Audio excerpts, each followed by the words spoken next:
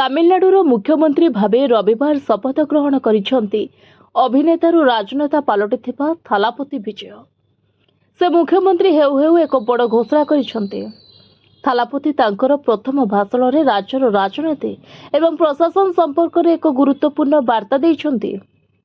ନିଜକୁ ଜଣେ ସାଧାରଣ ଲୋକ ଭାବରେ ବର୍ଣ୍ଣନା କରି ସେ କହିଛନ୍ତି, କ୍ଷମତାର ଅପବ୍ୟବହାର କରାଯିବ ନାହିଁ ଏବଂ ଜନସାଧାରଣଙ୍କ ପ୍ରତ୍ୟେକ ପଇସାର ହିସାବ ଦିଆଯିବ।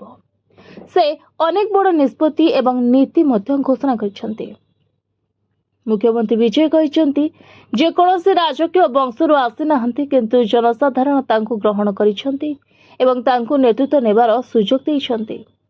ସେ ଭାବପ୍ରବଣ ହୋଇ କହିଛନ୍ତି, ପ୍ରତ୍ୟେକ ସଂଘର୍ଷରେ ଲୋକମାନେ ତାଙ୍କୁ ସମର୍ଥନ କରିଛନ୍ତି ଏବଂ ଆଜି ତାଙ୍କୁ ମୁଖ୍ୟମନ୍ତ୍ରୀ କରିଛନ୍ତି।